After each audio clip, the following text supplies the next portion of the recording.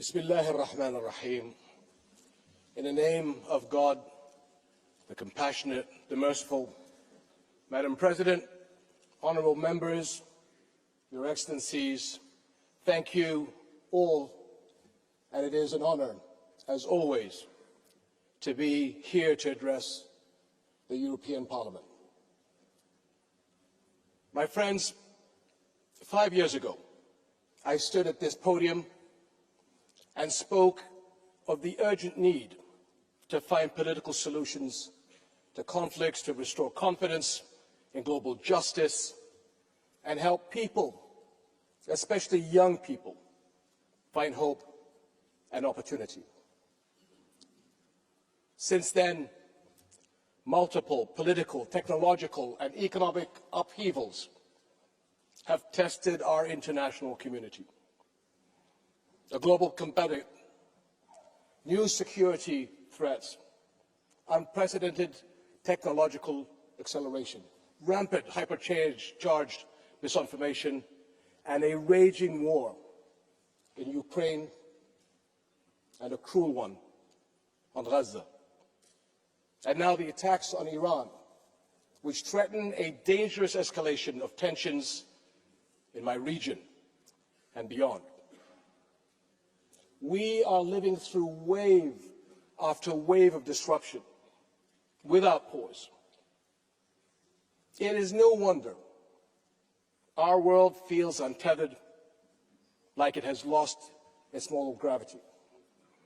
Rules are unraveling, truth shifts by the hour, hatred and division thrive, and moderation and universal values are losing ground to ideological extremes. In the chaos, we risk forgetting who we are and what we stand for. But it is precisely at these junctures of history that we must recommit to our values. Because when the world loses its moral bearings, we lose our shared sense of right and wrong, of what is just and what is cruel. And when that happens, conflict is never far behind. History teaches us that wars are rarely just about territory. They are battles over worldviews, over which ideas and ideals will shape our future. And Europe understands that. After World War II, it made a choice to rebuild not just its cities, but its founding pillars. The people of Europe were determined to leave the past in the past and build a new era of peace. They chose human dignity over domination, values over vengeance, law over might, cooperation over conflict. In the wake of war, Europe realized that real security does not lie in the strength of armies, but in the strength of shared values. And that peace imposed by force or fear would never last. Equally, you chose to recognize that what you had in common was far greater than what set you apart. Today, so must our global community. We know that disputes and differences are a human reality, that the challenges we face will only get more complex, and that disruptions are the hallmark of our age. But it's how we handle them and the values we anchor ourselves to that count. Throughout Arab and European history, respect, responsibility, goodwill, and good faith have guided collaborations that led to our mutual good. And they can guide our response to today's challenges as well.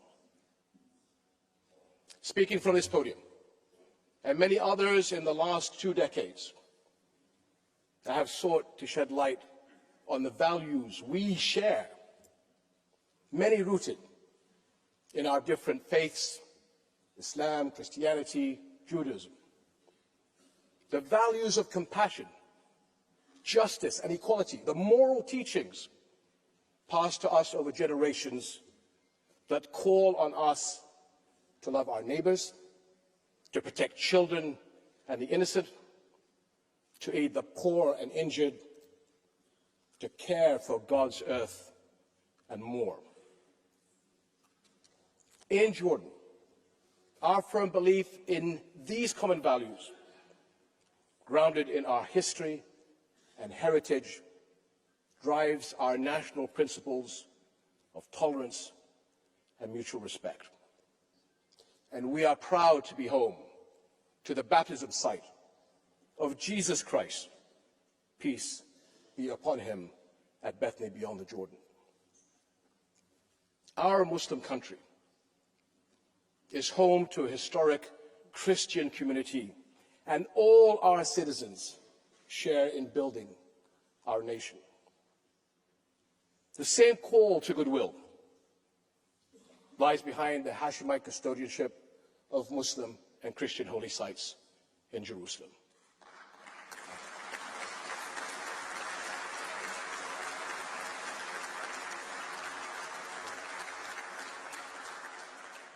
Whose historical and multi-religious identity we have vowed to protect from attack. Indeed, our commitment echoes a promise to the people of Jerusalem made many centuries ago.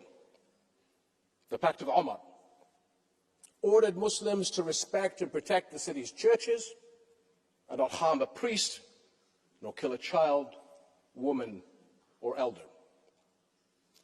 And 1,000 years later, the Geneva Conventions made these tenets universal. Recent events have called them into question. But we must ensure that these values and principles stand the tests of time and turmoil.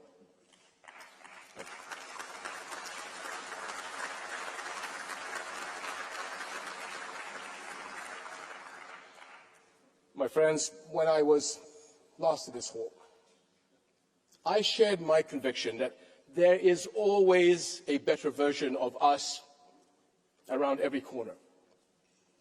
80 years ago, you turned that corner. You chose a better Europe.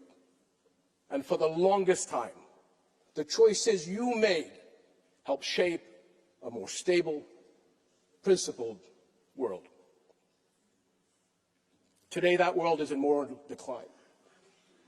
A shameful version of our humanity is unfolding before our eyes in real time, and our global values are unraveling at a shocking pace with devastating consequences. Nowhere is that clearer than in Gaza.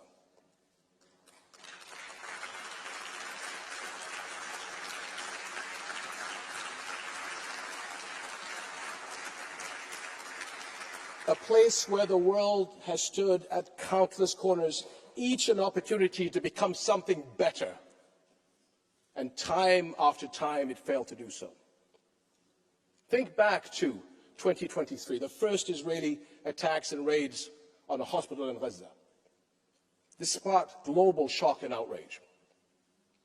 Since then, the World Health Organization has documented nearly 700 attacks on Gaza's healthcare facilities. How is it that what was considered an atrocity just 20 months ago is now so commonplace it barely registers? What version of our humanity allows the unthinkable to become routine, permits weaponizing famine against children, normalizes the targeting of health workers, journalists, and civilians seeking refuge in camps? 20 months. That should alarm us all. but not surprise us. Because when our global community fails to bridge the gap between principle and action, when values are not practiced, they become performative, abstract, and expendable.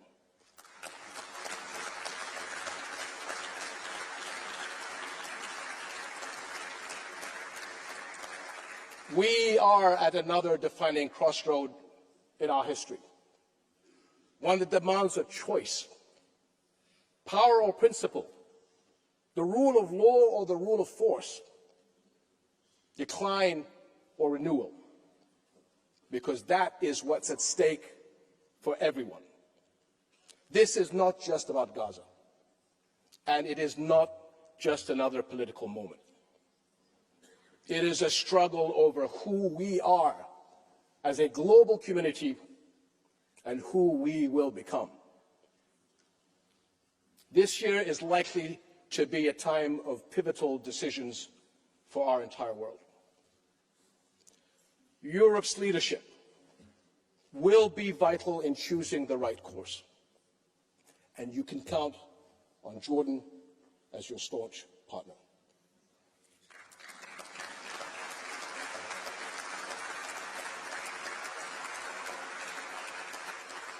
There are two essential areas for action. First is supporting development, because a thriving Middle East creates opportunities that benefits us all. But as we have seen time and again, that reality cuts both ways. When hope is diminished, the consequences ripple across borders. Second is strong, coordinated action to ensure global security. Our mutual security won't be assured until our global community acts not only to end the 3-year war in Ukraine, but also the world's longest and most destructive flashpoint, the 8-decade-long Palestinian-Israeli conflict.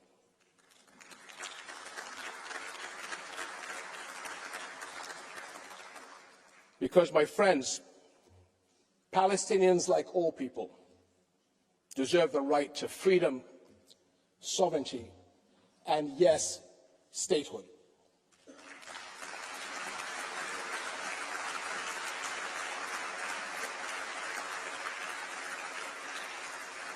What is happening in Gaza today defies international law, moral standards, and our common values. And we are witnessing transgression after transgression in the West Bank, with the situation worsening by the day. If our global community fails to act decisively, we become complicit in rewriting what it means to be human. Because if Israeli bulldozers continue to illegally demolish Palestinian homes, olive groves, and infrastructure, so too will they flatten the guardrails that define moral conduct. And now, with Israel's expansion of its offensive to include Iran, there is no telling where the boundaries of this battleground will end. And that, my friends, is a threat to people everywhere.